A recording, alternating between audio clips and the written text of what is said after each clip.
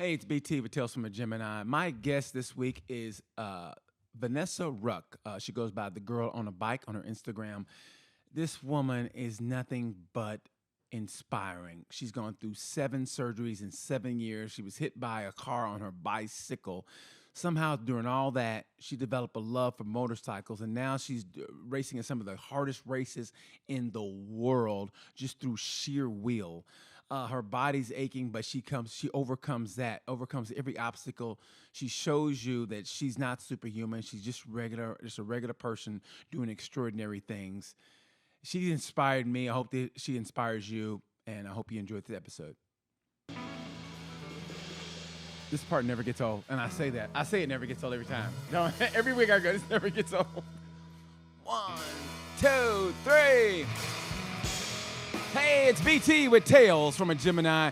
I am hyped as I always am. I always say no guest is greater than the other one. I mean, for people to take their time out to talk to me, I am so grateful. And this guest today, oh my God. I literally stalked her from Instagram. I remember watching her. She was riding her motorcycle in Iceland, and I was like, oh my God, I got to talk to her. And typical me, I think I got on her nerves on the Instagram post. I'm like, are you in Iceland? I think she said, yeah. And I just kept asking questions. I think she was like, okay, I'm done. And in typical my fashion. But my guest today is the incredible, the incomparable, the bionic woman, Vanessa Ruck. How are you, Vanessa? Hey, wow, what an introduction. Thanks for having me on. No, that introduction does not do you enough credit, and well-deserved credit. You know, I try to do a little homework on my guest before, and I hate nothing. I knew nothing about her, and the more I delved into your story, the more I was just impressed with that overall attitude of yours. You know, there's little bitty setbacks, and you just keep going with that positive attitude, and that's what I love your story. So I want to get to your story and tell people I knew how you grew up. As a matter of fact, tell me how you grew up. I know you were an active girl from the get-go, but you weren't into motorcycles. What was your upbringing like? I had a wonderful childhood, I'm going to be honest. My parents were all about pushing you outside, making you entertain yourself. If I was bored, it was me having a lack of imagination to entertain myself. And it was climbing trees and making huts. I was really lucky to be around horses as well. And they taught me to bike and kayak and what else did we do? Boogie boarding, everything outdoor. It was a really outdoorsy childhood. And then once I went to university, I really opened my eyes about some of the sports that are out there and started things like snowboarding and skydiving, rock climbing, kite surfing. And yeah, I was an incredibly fit athlete, rather, I'd say addicted to adrenaline is the easiest way to describe it. But in a way, we were different growing up because we didn't have a lot of social media, or electronics really weren't into our the lifestyle then. So we did have a kind of a head start on the kids now. I mean, you know what I mean? Like outside was the thing to do. Yeah, totally agree. It scares me when you see kids nowadays just stuck to a screen. It's not really life experience in the same way that I enjoyed growing up, that's for sure. It makes me sound like a really old lady. Oh my goodness. Well, hey, I'm older than you. I'm way older than you. I'm not going to tell you how old, but I'm way older than you. So I know what you're going through, but it was the greatest.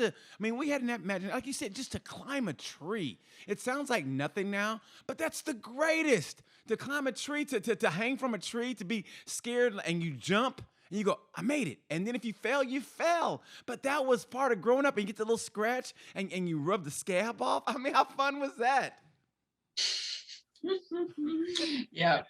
Okay, so so we go to your adult life, and I want to talk about the accident because I mean, it seems to me, Yeah. life came from. I mean, how you are now stemmed from that accident, and I know about it, and I've heard you on other things talk about it. But for my listeners who don't know your story, tell them what happened on that fateful day in March.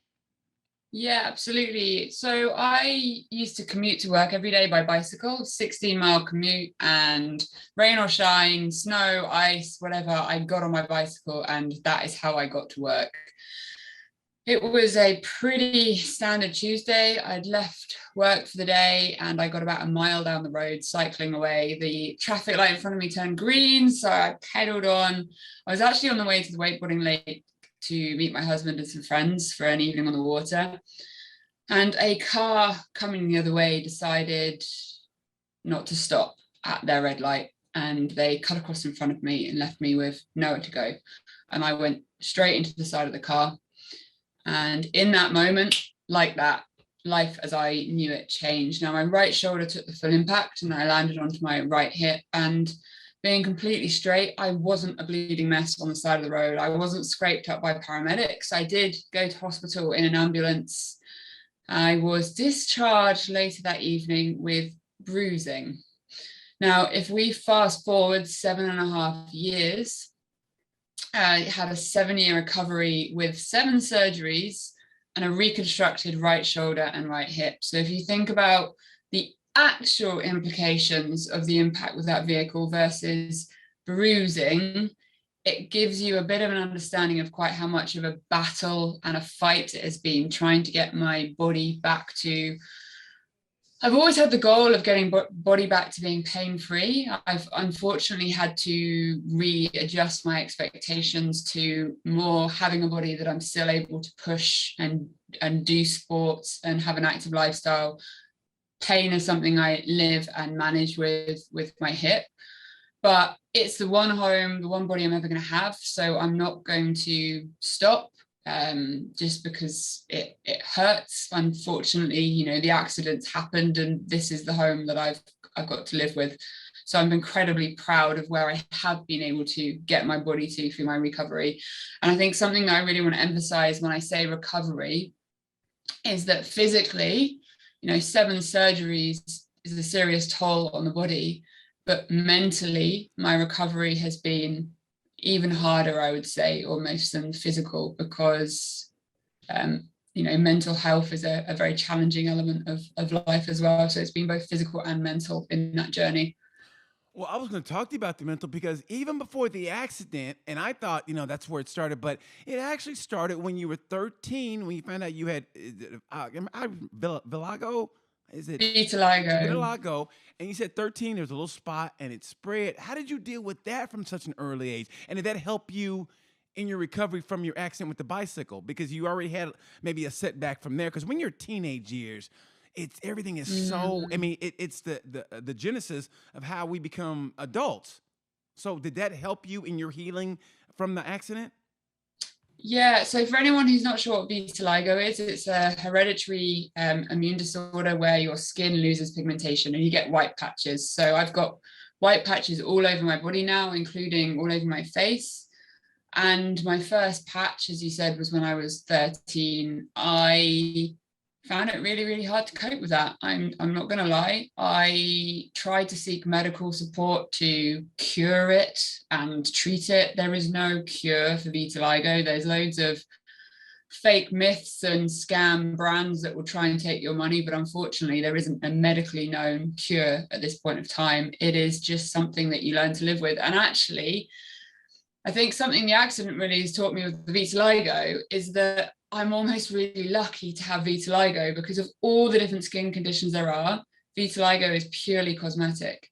It doesn't hurt, it doesn't itch, it just looks different. So actually, it's just something to cope with on a sort of an appearance side, which can be really hard. I'm not going to downplay how hard it was every time it spread to a new area of the body. I kind of had to re-accept who I was and what I looked like. And when it hit my face, that was the hardest. I've learned to camouflage and manage my face, so no one really ever knows it's on my face. You can, you know, see it all over the rest of my body. But it makes me unique. And just like my scars from the accident, it's just a story of who I am. And I'm actually kind of proud of it, particularly the one on my hand that looks like a dinosaur. He's called Ra. The white patch is shape of a dinosaur. Now, did you ever get teased when you were a kid because of vitiligo? Did you ever get teased? I'm not sure. Oh yeah. Kids are horrible. Yes. Like, oh, is it contagious? Oh, what's wrong with your skin? You're disgusting. Don't come near me. I might catch it.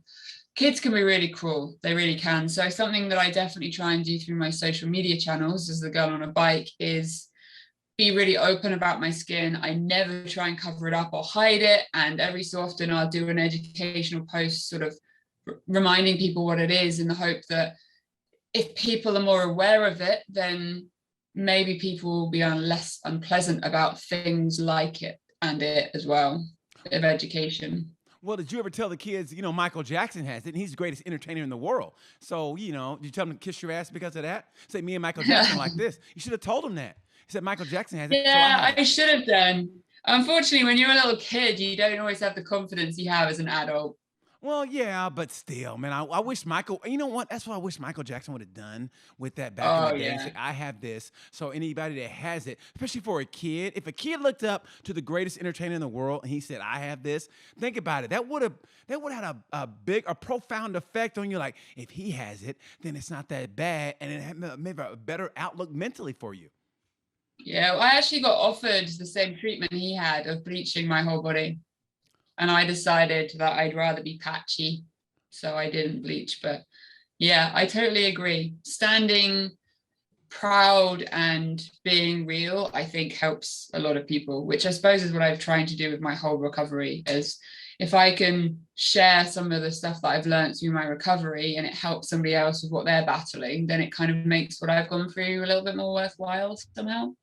Yeah, but this is hindsight being 2020. We're talking about it now. I mean, growing up in it, everything changes in life for the better. If you don't look at social media, I'm a firm believer everything changes in life for the better. I grew up loving rock and roll, and back in the day, that was like, oh my God, you're black and like rock and roll. But nowadays, it's no big deal. So yeah, we look at it from today's perspective, but that would have helped so big. But honestly, in a way, I was just thinking like, wow, if you would have bleached your body, how would that have looked? I mean, 'cause no offense, but you're already, and I'd be really, really white. I'd be pale. I'd be albino, wouldn't I? I mean, for about 10 years, my way of coping with my vitiligo was fake tan. And I put fake tan on every other day. Really? For a good 10 years to conceal it, to cover up all the vitiligo on my body. And it was when I met my husband, he helped me realize that I didn't need to do that. That's great. I mean, when somebody accepts you for who you are as a person, and you can let down that did you have a wall up in the beginning though? Like maybe when you first met him, like you had a wall, like I don't want to show this part of me or whatever because I'm afraid like maybe he'll push me away. I don't think it was a wall with him. I think it was a wall with the world, because I wasn't putting fake tan on for him. It was for my confidence going out of the house. Right. And I find that fascinating. And that's what I found fascinating about your whole story is that, like I said, from the outside looking in, like I said, I'm the Instagram stalker, and I saw you, and I was like, oh my God, this woman's beautiful.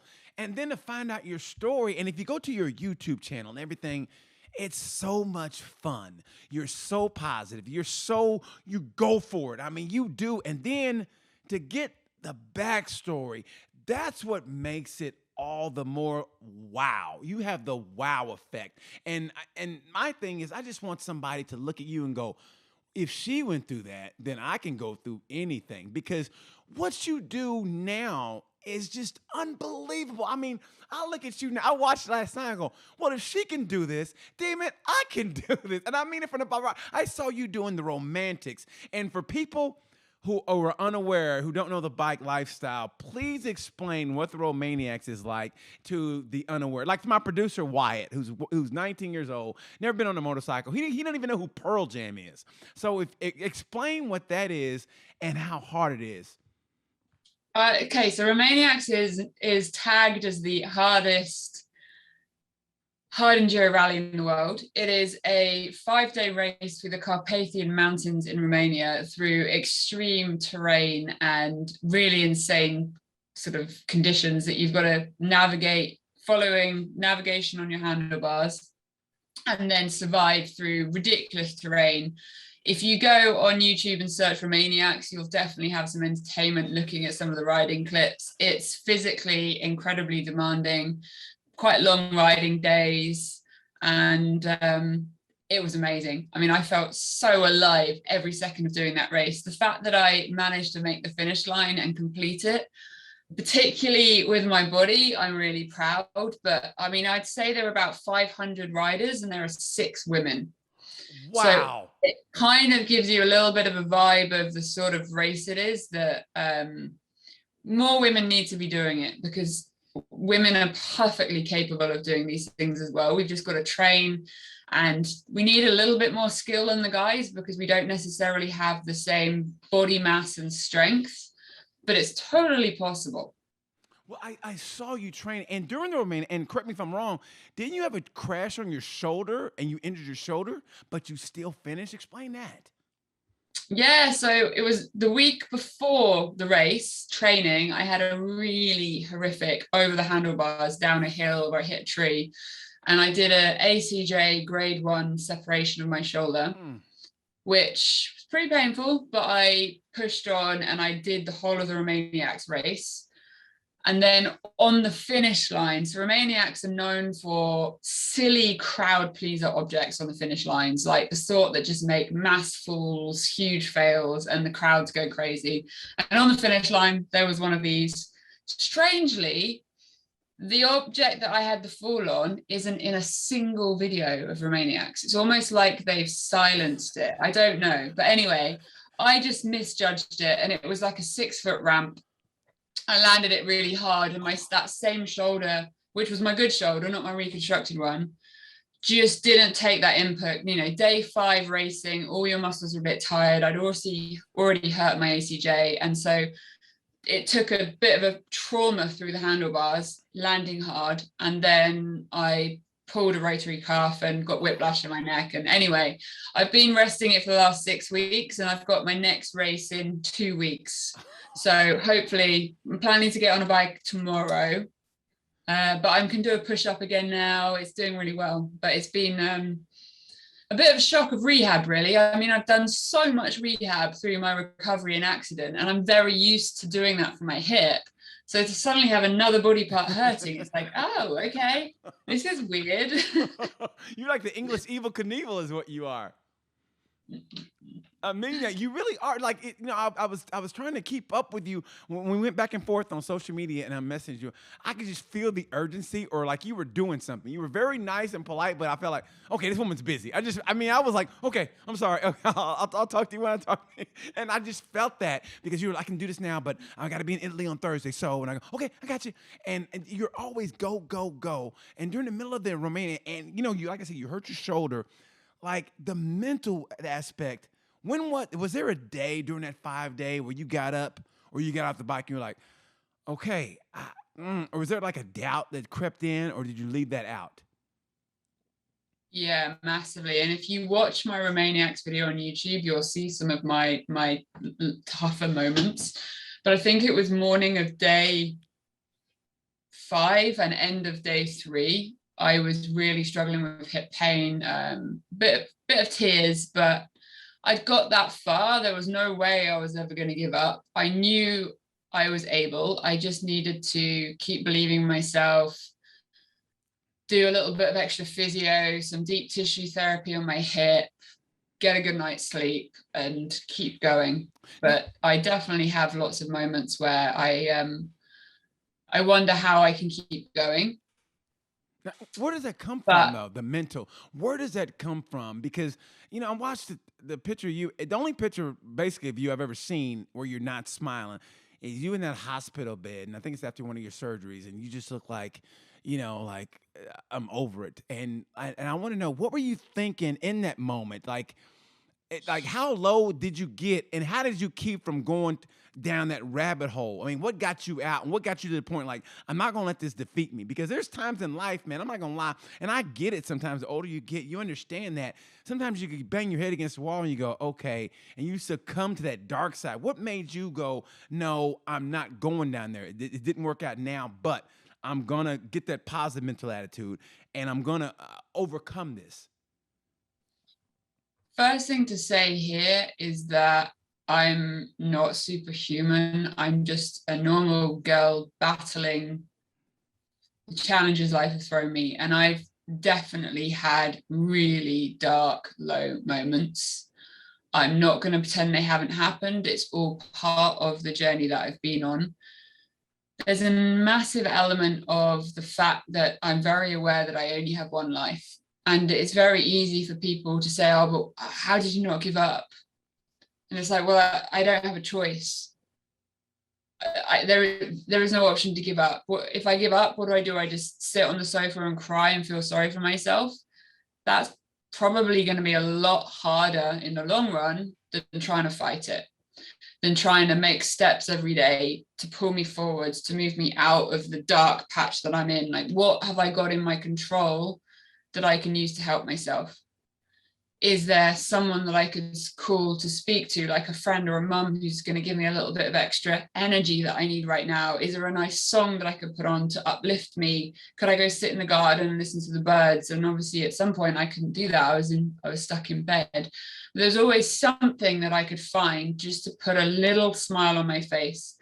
And those tiny little smiles throughout the day lift your overall energy. So I think goal setting was an important one, and goal setting as far as little wins through your days through to bigger things. So like, for example, when I first got my first off-road bike, I came up with the idea that I wanted to start off-roading whilst bedbound from my first hip surgery. We went out and this is my husband who's super supportive, got me an off-road bike, and it was 5 months until I could even sit on it. Wow. But it was sat there as a reminder every day when I hurt too much, when I wanted to give up, when I couldn't find the energy to get out of bed, didn't want to do my physio. The bike was sat there as a reminder. Come on, Vanessa, you want to ride your dirt bike. But then there were also short-term goals that would give me energy. So managing to put my socks on my own, managing to go to the toilet by myself, or make it downstairs to have dinner. Going down to dinner was a really big one. And they were little wins that I could have that would enable me to make little celebrations inside and feel my progress. Mindfulness has been really important in my mental state. And that is through something that I've kind of named my trigger points. So mindfulness has taught me that I'm in control of my thoughts. And it's about learning to move your subconscious thoughts to your conscious thoughts and controlling them. So I'll try and explain this. If you think about what we're thinking directly transfers into emotions. And emotions actually can be quite physical because they make you feel sad or tight or upset or angry. And so when you can start to be more conscious about your thoughts and recognize your trigger points. So an example of one of my trigger points is when I first start to think about my hip pain and focus on the fact that my hip is really hurting. When I first get that thought, if I ignore it and let my thoughts continue, I will go into this downward, negative, self-hate, self-pity. Why do I have to hurt? I wish I had a different body. This sucks. I can't cope with this anymore. And I get more and more and more and more upset in this downward spiral until I'll start to cry. I'll get really upset. Then my husband will be upset because I'm upset. And at the end of it, I'm in the exact same body, the exact same pain, and the exact same situation. But now I'm upset. So if we rewind, and when I first get that trigger point, I recognize it and go, no, Vanessa, we're not having those thoughts. Get out. Let's think about the birds outside. Let's call someone. Let's put some music on. Let's focus on anything else, but we're not going down that road. I then save myself. The emotional pain is something that doesn't help me with anything anyway. All it does is gets me upset. And I think mindfulness has been one of the most powerful tools that I've learned through my recovery. And it's not about ignoring the situation you're in. It's about processing and coping with the situation to keep your energy in a position that helps you stay happy, I suppose. You know, having gratitude for what is around you, not focusing on the negatives. If I've explained that. No, I think it's beautiful. Okay, like what what song or what music got you through? I mean, like for me, I love listening to like, and it sounds people give me a lot of grief for this, but I love EDM because EDM, electronic music, like Carl Cox, it's always a good at boom, boom, boom. It's always positive, and it puts a smile on my face. I don't care what people say. I don't care. It puts me in a good mood. It's like boom, boom, boom, and you kind of little jump here, and just to dance. And it sounds so cheesy, but I'm a cheesy person, as you can tell. It makes you just go. And if you get a little jig here, a little whatever, and go, hey, and just doing something, it gets you through. So what music or songs got you through? I'm a big country fan. Oh, look I went at you. yeah. Okay, new country or old country? Probably new country. Like who? Like who? Oh man, I'm so bad with like artist names. Luke Bryant? I have a playlist on Spotify that I made, uplifting happy country music, if you want to search Wait, it. uplifting happy? That doesn't exist. Uplifting happy country. It's all about losing her truck, losing her job. Okay, well, some of it's not that. Yeah, uplifting happy country music, feel good. That is my playlist. You can search it. Okay. Who? So I don't know, Lily Rose, Julia Cole, Trace Atkins, Clay Walker. Oh, there's loads. I mean, it's got loads in there. Jake Owen. Oh, I like Jake Owen. I like Jake Owen. I like Waylon Jennings. Brian Johnson. There's loads in there. Shooter Jennings is good if you can listen to Shooter Jennings. But a lot of country is about getting drunk and losing your truck and everything. I love her. Just feel good. It's happy and uplifting. It's got like a little story. So when you're lying in bed in pain and you listen to country music, you can almost listen to the story. Yes. Because then generally is a story in the song. Yes. So it's actually really good at distracting your mind. I tell people all the time, the greatest song, I don't think it's country, I think it's just folk. One of the greatest songs of all time is Ode to Billy Joe by Bobby Gentry. And I want you to download that when we get off this podcast. I want you to download that, and you're going to go, oh my gosh, this guy knows everything, and you will and we will be tighter than Presley's pants after this is all over. You listen to that song, you go, yes, this is the greatest song ever. And I think you'll love that song too. It has just a great feel to it. It's called Ode to Billy Joe, and I want you to listen to that song, and I think it'll help your difficult moments also. I love that it's country music, and I had nothing wrong with it. I grew up like that too. I grew up originally in Oklahoma, born and raised. And by the way, you went through, and this is I can't say a beef I have with you, but you did Route 66, and you said America. He goes, American coffee is mostly filtered, and you get unlimited refills, but European coffee is still the best. And I took, and at first I was like, are you serious? And then I go, she's right. But I don't know why, but it hit me hard. It hit me. Oh. It hit me in the gut. I was like, really? And I thought, and then I thought about it, I go, yeah, she's kind of right. Like when I travel and get coffee, it's so much better in Europe. But I just love American. I had an issue with you on that one. I did. I want to make sure I got that out. I want to make sure I got that. I'm glad that's the only issue you have with me, because that's pretty cool. That's fine. I can cope with that. Now, did you listen to any country music when you went through America on your Route 66? Yeah, I'm sure I will have done. So I did an exchange to university in North Carolina at Western Carolina University. So that's where I fell in love with country music. Well, now it all makes sense. We Americanized you, and that's why. In Western Carolina. Where in North Carolina is that? Where is that? North Carolina? Silver. Silver. So near, not too far from. Well, it's kind of a long way from Charlotte. What's the big next town? Man, it makes me feel old. It must be like 13 years ago. Stop it. I'm still older than you. Matter of fact, I can tell you to go to bed right now. You know what? Go to bed, Vanessa. I can say that's how older I am than you. Wait, it's too early for my bedtime. So how did you like America? I mean, especially in the South, did you eat a lot of fried foods? Did you like sweet tea? Did you like sweet tea? Not a fan of sweet tea. No. I did eat fried food. I've done quite a lot of America, to be honest. So what I haven't done yet is West Coast. I've done a lot on the East Coast. Oh, you will love the West. Honestly, you got to come back. I want to go to Utah off-roading. Yes, you've got to come back to the West, and yeah, it's beautiful out there. It really has great riding. I went out there a couple years ago. I rode from here. I live in Indianapolis here, and I rode to California, and I went through Utah.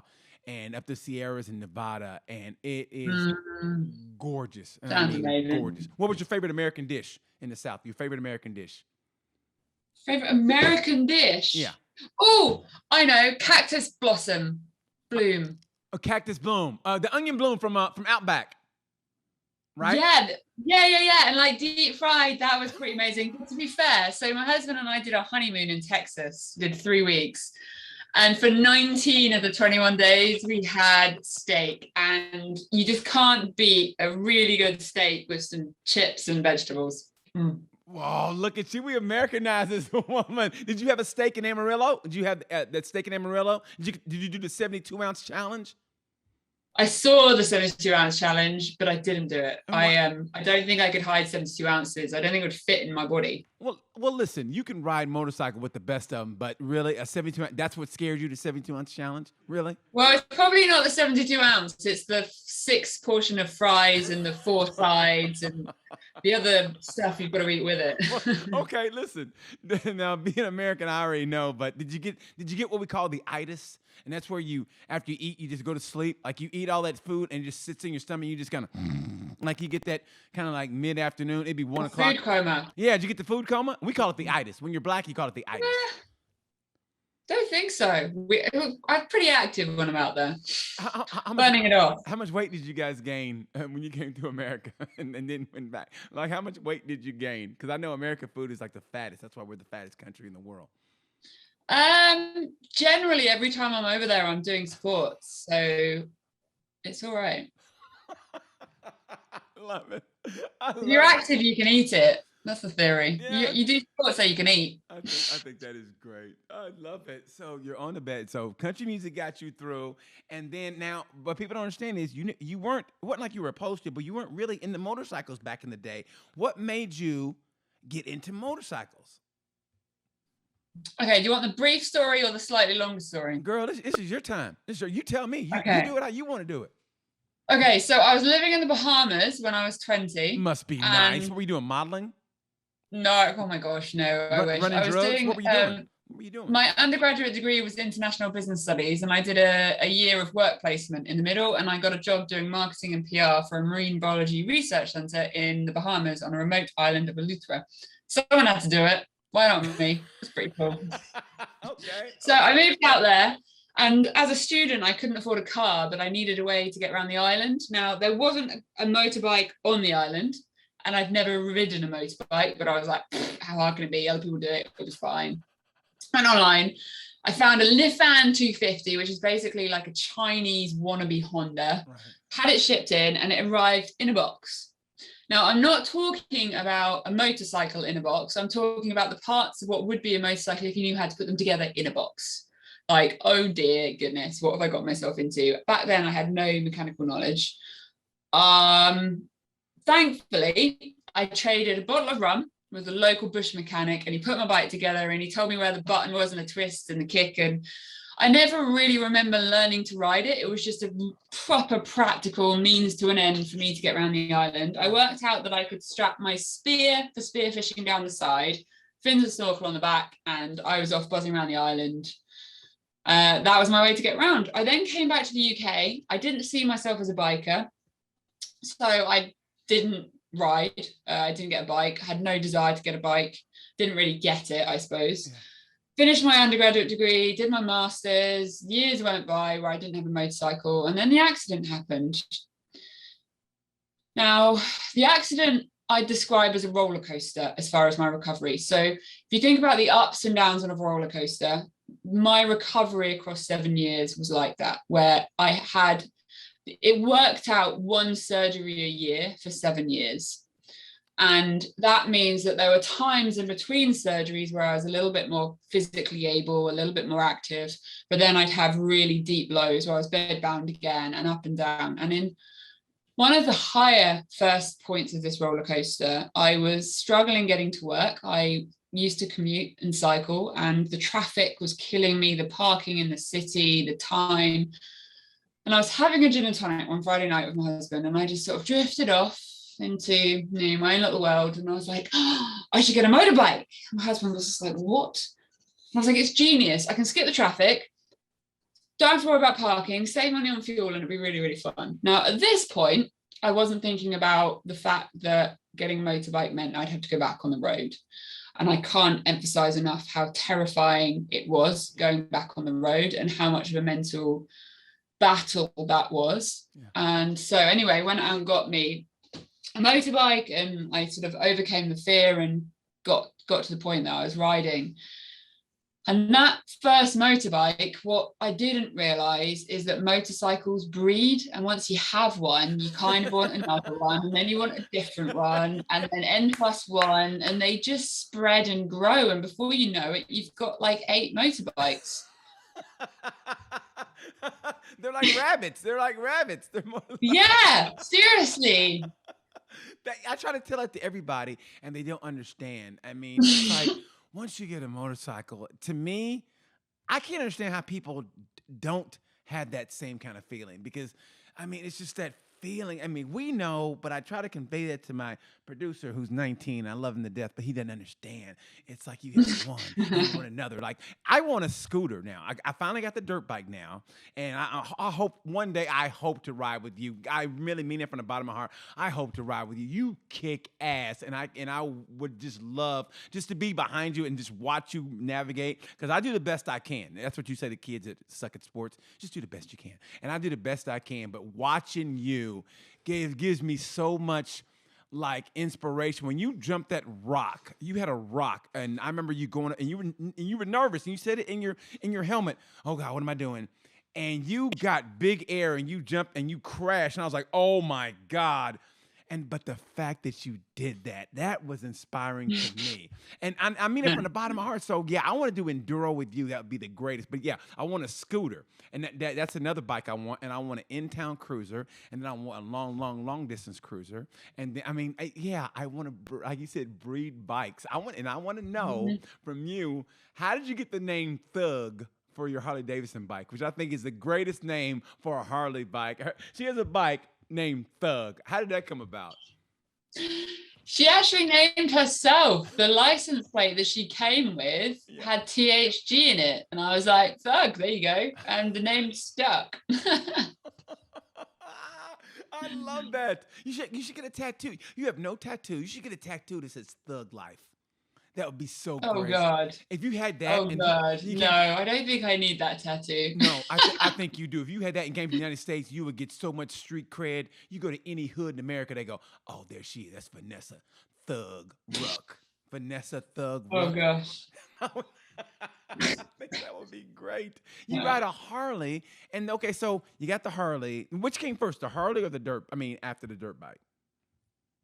Harley was first. So my husband and I, he's in the Royal Air Force, and he was in Afghanistan for one of our wedding anniversaries. And when he came back, I organized for 2 Harleys for an afternoon just to remember our honeymoon, where we rode 2 Harleys for a bit of our trip in Texas.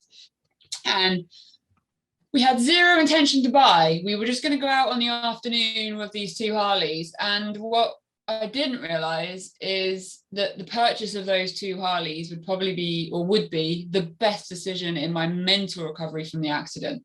So at a time when I was physically no longer able to do the sports, like all of my friendship circles, love the lifestyle, everything changed and gone. And I didn't see friends that I used to see because they would still want to go off kite surfing and I wasn't physically able. And I didn't really see the point of going on holiday. Like, I can't do sports. I don't want to go on a spa break or a city break.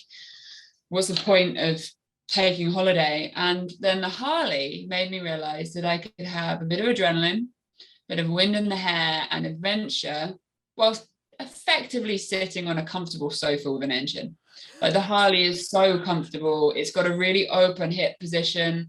And to this day, it hurts me less being on my Harley than it does being in a car, because until you have chronic hip pain, you don't realize quite how much joint movement it takes to move from the pedals of the vehicle. Yes.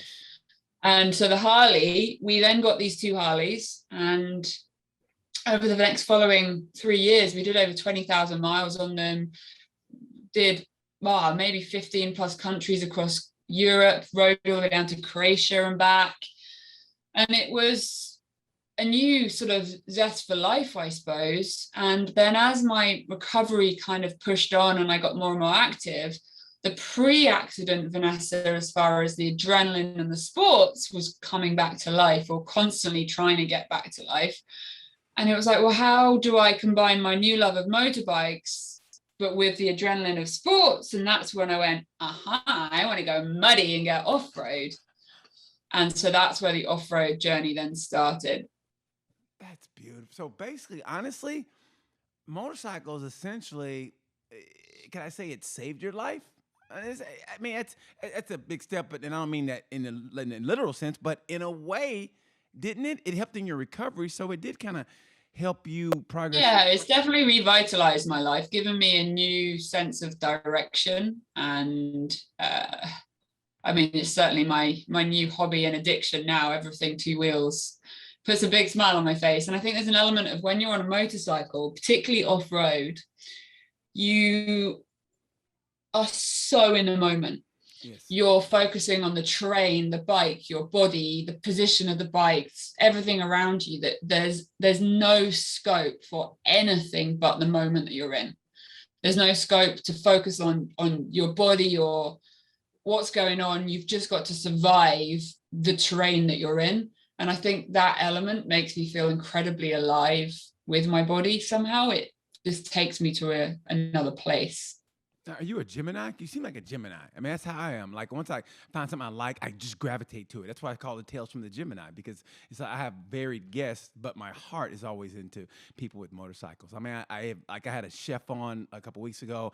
I had a comedian on, but my heart goes to people that ride. So, I feel like you're a Gemini. When were you born?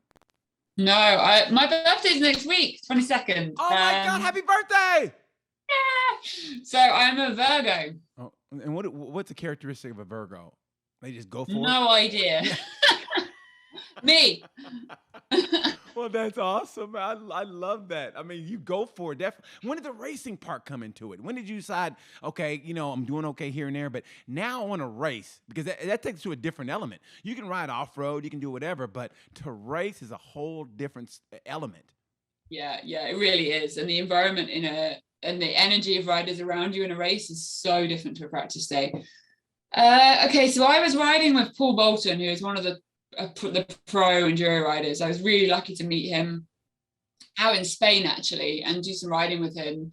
And he was just like, Vanessa, you need to do Valleys Extreme. And I was just thinking, like, well, I didn't even know what it was. It's a race in South Wales, which is known for being one of the toughest hard enduro races in the UK.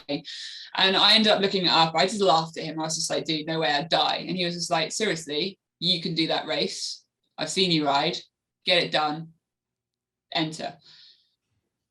Oh my goodness. So I thought, well, if Paul Bolton believes in me, that's really saying something. He knows what it takes to do that race. He knows how I ride. So I thought, I know, let's go and do the practice day on Saturday and just see how we get on. Then we can watch the race on the Sunday. So we went on Saturday with the goal of trying to do one lap. Absolutely loved it, did 3 laps. It was amazing. And everyone there was just basically, right, Vanessa, you need to enter. You need to do the race tomorrow. So my husband and I, quick panic, changing tires, getting the bikes ready. And we ended up doing the race on the Sunday. And on the finish line, I got sort of interviewed. And I remember saying, oh, this is like the best day of my life. And someone said, what, even better than your wedding? And I was like, yeah, this is amazing. And I went, wait, hang on. No, wait, the wedding was amazing. And that was my first hard enduro race. Yeah. And I guess I got the bug and I just decided to do more. Driving home from that race, my husband and I decided to enter ROMANIACS. No way were we able to race ROMANIACS at that point, but we went, right, let's set a goal and let's train and make it happen. And so we trained and we made it happen. And so my next goal right now, I don't know if you've heard of something called the Dakar Rally. I was going to ask you that, and I was going to leave that for the reveal, but I was writing questions down, and I go, oh, I ruined it. No, it's okay. It's okay. I mean, it's okay. I'll get over it. So, but I remember I was watching you going, And I was going, last night I was going, this woman's unstoppable. I said, I'm going to ask her if she ever thought about doing the Dakar, because when the Dakar comes on, if I'm at home, I tell people, don't ever contact me when the Dakar's on, because I will kill you. I will murder you. Don't talk to me. Don't text me. Don't even whisper my name from afar. I'm watching the Dakar, and that's what I'm doing. And when I saw that as a goal, I literally went, yes! I mean, I screamed out loud. In my room, I'm the kind of guy that does that, and I'm not even exaggerating. I go, yes! And I was like, my respect for you was already here. Now it's like way up there. I mean, the Dakar is my dream race. If I had a choice between the Dakar and going out with like Beyonce or Rihanna, I'd be like, you know what? You girls go sing or do what you ever want to do. I'm going to the Dakar, and that's how much I love it. Yeah, I totally agree with that. But I felt a little sarcasm there. But I'll let it slide. But yeah, so the Dakar. Tell me how that came about, and what are you doing to make that happen? Yeah, so myself and a teammate, Tim, who we would describe ourselves as eclectic people, special, but apparently I shouldn't say we're special because it's rude. Oh, stop it. Not your normal people to be going to Dakar. You know, I've got a reconstructed body. Only recently, 4.5 years ago, started off-roading. Tim also recently started off-roading. He's ex-military and battles mental health, anxiety, depression. And so we have decided to form a team together under the hashtag Because I Can.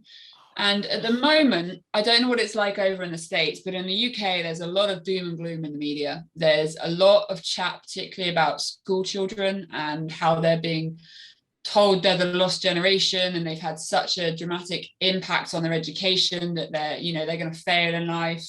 And honestly, it's utter trash. If you believe in yourself and you put the right steps in and, work towards goals, learn, get new skills, experience, surround yourself with good energies, remember that it's normal to give up, but don't give up, all of those kind of resilience, mental health kind of things, anything is possible. So under this hashtag Because I Can, we're going to be doing a school series around the UK. Nice. And delivering free presentations to any school that will have us, using our stories and the goal and the journey to Project Dakar to bring to life the fact that we can do whatever we want. You've just got to believe in yourself and, take the right steps to make it happen. There's only so many times a teacher can stand up in front of a class and say, you need to set goals, you need to be ambitious. And the hope is that through our very real stories, we can give some of the future generations a bit of inspiration to realize that it's not doom and gloom. And then as part of all of that, obviously, we are working towards getting to the start line and hopefully the finish line of Dakar 2023. Now, I realize at the moment, I've got a lot to do, but that is the nature of a journey. I'm, setting up my bike as far as roadbook navigation. I'm doing the training. I'm doing, starting rallies. The end of the month, I've got a rally in Qatar. I'm then going to Morocco for another rally. Yes. And it's all about training and getting myself as much time on the bike, as much roadbook navigation as I can, working on my body with my physio to make it strong enough and resilient enough for the kind of length on the bike. Now, Dakar is 12 days where I could be riding for 8-12 hours a day. Wow. So sleep deprivation is a big part of it. The nutrition is a massive part of it. And I, by no means, think this is a small task. I think this is an absolutely monumentally terrifying challenge that I've set myself. But I genuinely believe that I have the mental strength to make it happen. The physical, that's debatable. I'm going to work on that and hope that my slightly reconstructed body will allow me to do it. I certainly will do everything I can to make it possible. And I think a big part of the energy that I hope this journey brings is actually an element of the fact that I'm okay with the fact that I might fail and I might not make the finish line. But that's not going to stop me trying and putting myself out there. That's all part of the journey too.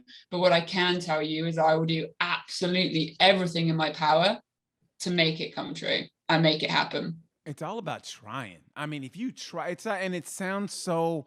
Like I said, I'm a cheesy person, but I really, I'm the one that when coaches wrestling practice talking this and everybody else was whatever, when they listen, I was like, listen, like, yeah, you're right.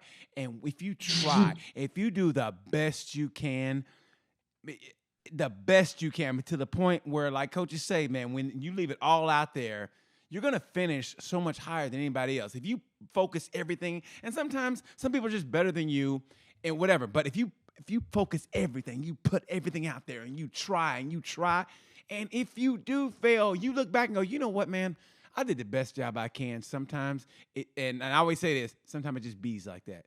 Sometimes it bees like that. And I look at that, the Dakar, just the fact, it's got to give you that prickly feeling all over your body, like this is like it's there, and and it's like you know it's coming. There's a date, so it's got to make you kind of. Anxiety, I guess it is, or whatever. But because of that, it makes you push forward because you got that goal. I set my goal. This is what I want to do. I mean, that's got to be the best feeling in the world. I know you have a support team with your husband, with that partner you mentioned, and people. I can't say they're relying on you, but somebody like myself who's looking at you like, yes, she can do this. And I'm not even just saying it because you're a guest. It's like, I was a fan before, you know what I mean? Like I said, I was stalking you on Instagram. And no, I really was. I was a fan before. And like I said, I just laughed because I just remember you being in Iceland and I was asking you questions on Instagram. I think you were just like, I'm done, you know? And I just know it because I know me and I get on everybody's nerves, but in my defense, it's all genuine. It really is. And so I get overly excited. No one believes that somebody my age gets that amped or excited as a grown-ass man to another person because I'm like, I'm loving your energy. No, I've just got to say, I'm like an 8-year-old kid that still believes in Santa Claus. Like, okay, and then what? And and I'm just like, I can't wait for you to be in that line for the Dakar. And when you finish that, and I'm at home watching on whatever, I'm gonna be like, yes, I knew she could do it because I'm with you 100%. Because I know somebody's listening to this, going, if she can do it, and I'm hurting, then damn it, I can do this. You know what I mean? Because I can't say. My whole body, I know what you're talking about with the body. I mean, like I said, my hips, I had both my hips replaced. I call myself Black Frankenstein because I got these long-ass scars going down the side of my body, and I know what that's like after the surgery, the day of the surgery, as they wheel me back in the room, and I'm all, like, woo, cuckoo for Cocoa Puffs. I can barely stand up, but I have to because I got to learn how to take a step. I got to learn how to, get into the tub. I got to learn how to walk up steps right, how to walk down steps right, how to do this, your movements. So part of me understands that. I can't put myself in your shoes because, you went through an accident, but I kind of know a little bit about that. So that's why I root for you. And not just me, but everybody. When you say about the kids, that having vitiligo, somebody out there, some girl out there, especially in the teenage years, she's looking at herself maybe going like, I'm ugly. And you can go and say, no, you're not. You're beautiful the way you are. Don't listen to nobody else. Believe in yourself. And that's what you're doing right now. And we don't know there were inspirations of people, but you are an inspiration to somebody because you've been through that. Hey, at 13, that's for a woman, for a girl. And, how they grow up and have something like that, that could be devastating. But you overcame that. You had that accident and you overcame that. And now you got the Dakar. The Dakar is going to be nothing to you.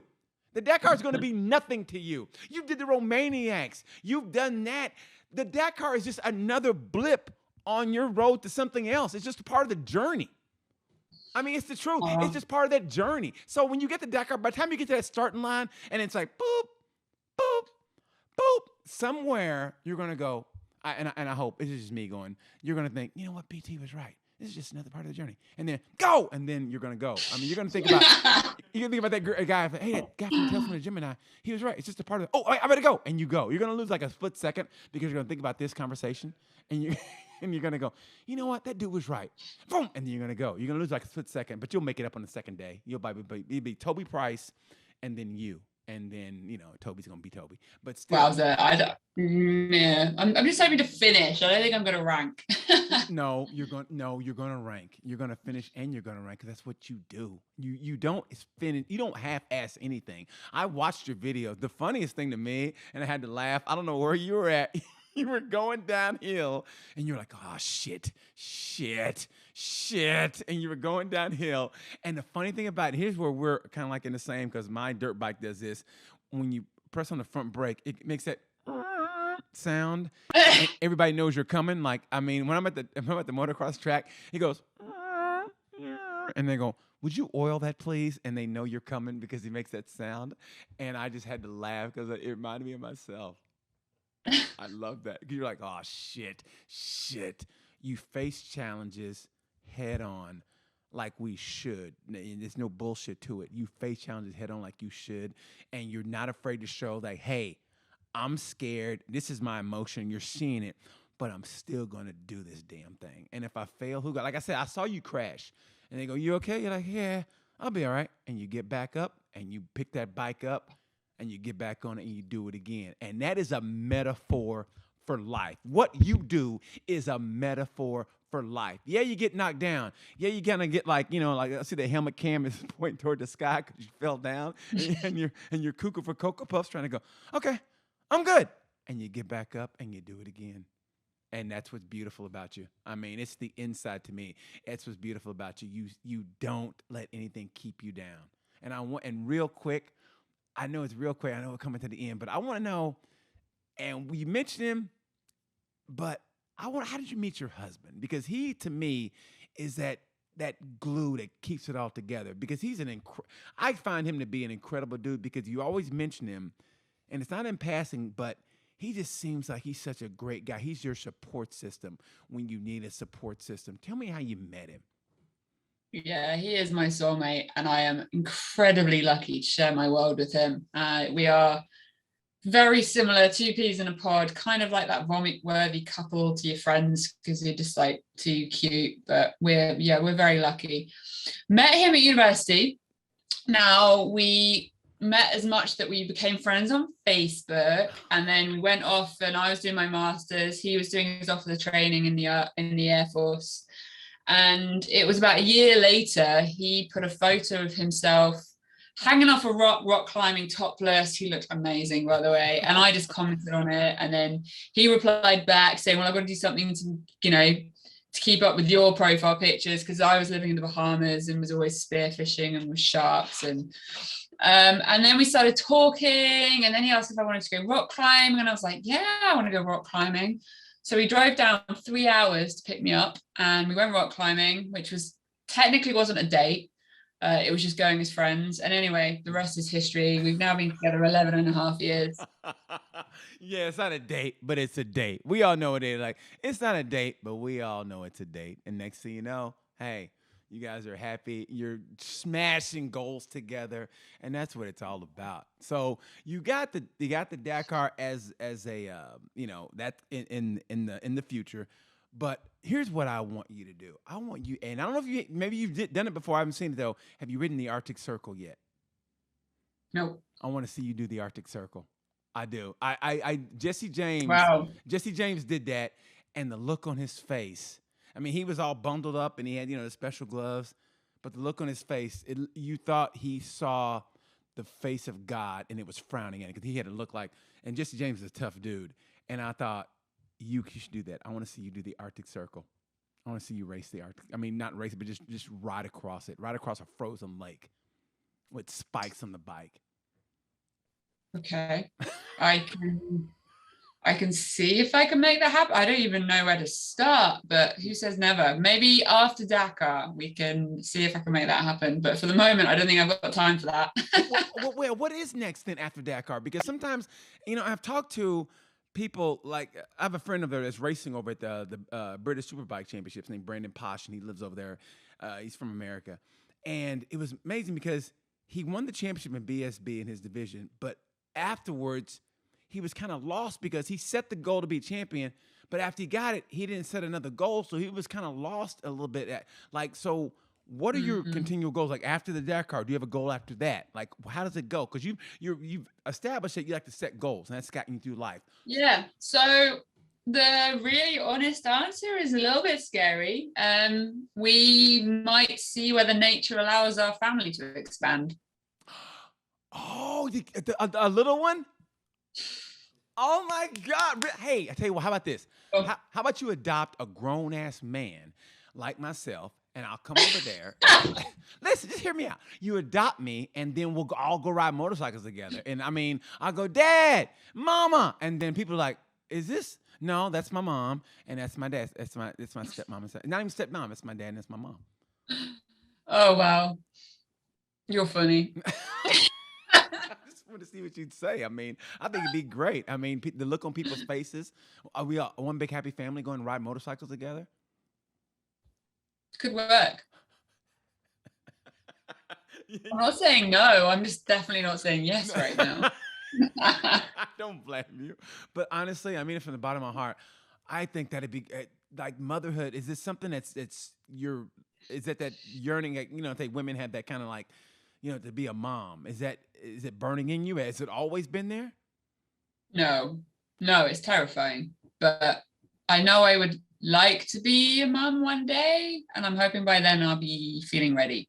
The accident has definitely taken a big chunk of life that I feel like I'm trying to make up for in some ways. Not saying that I wasn't living, but I didn't get to do the same level of adventure and stuff. So trying to cram in a lot, and you know, I want to do lots of adventures with the little one. At the moment, one of our ideas is to upgrade our van to a slightly bigger van and then just disappear on the road once the little one arrives and just road trip it. But we'll see. Don't really know what's going to happen then. You know, we have to see how our bodies behave and whether it's even feasible. So we will see. I'm sure the next chapter will be delivered by fate. Are you afraid of slowing down? Are you afraid that having a little one, you afraid that would slow you down and that would make you go, oh, like I can't do this anymore because I have this? No chance. You can do anything with a kid. You just got to be more versatile and work a little bit harder. I don't plan to slow down. I love that. And how about a book? Do you have a book coming out or anything?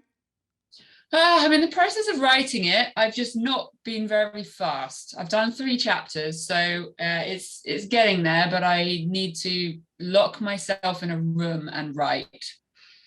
That's going to be a bestseller. I mean, because your story is incredible. It's totally inspiring. I mean this from the bottom of my heart. I mean this with no bullshit at all. What you do, and for people to see that, it needs to be seen. And when they hear you speak, you need to be heard, because it just shows people it can be done. I mean, we all have setbacks no matter what, and it's okay. And like you said, it's okay to say, you know what, I'm not okay. And then you'll get that support. So I'm a firm believer in life. You put it out there, it comes to you. Somebody will come up to you, and maybe it's just a little hand on your shoulder. Hey, it's gonna be okay. And that's all you need. Sometimes it's gonna be all right, you know. And you have that. And the fact that when more people see this, or they go to your website or whatever, they're gonna see, like, if this woman can go through this, and I can go through anything in life, you know. And I think that's beautiful what you're doing with that, and the kids, and like you said, the dad card. That's, man, oh my gosh, I can't wait. I think it's gonna be exciting. Here's what I want you to do. Also, is I want you to do, and I know it's coming up. You went to your first Moto GP race at Silverstone, and GP is my life. I spent the best vacation of my life in the UK 2 years ago. I went to Cadwell Park, I went to Alton Park, and then I had a track day at Donington, and then I went to Silverstone. So I've seen what people wrote. You find a way, and you do a track day at Donington. You find a way, you do a track day at Donington. Okay. And then I want to see you race. I want to see you race. That's why I want to do a road race. I want to see you race a road race. Oh gosh, I don't think I'll do that. I'll do a track day, but I don't think I want to do a road race. I want to see you do road. I like mud. I love getting dirty too, but I mean, you've done everything. I mean, you got Jenny Tinmouth, who I want to get on this show so bad. Jenny Tinmouth, she did the Isle of Man. She's one. Yeah, I know Jenny. Yeah. She's one of your followers. Do me a favor, drop a little whisper in her ear, like, "Hey, listen, do this guy's podcast. He's gonna annoy you, but he's really worth it. So if you could just drop a little hit, say, listen, he's gonna hit you up. Yeah, he's like that, but trust me, you're gonna love it." Message her and say that you've spoken to me and you've done a podcast with me, and tell her to message me if she has any doubts.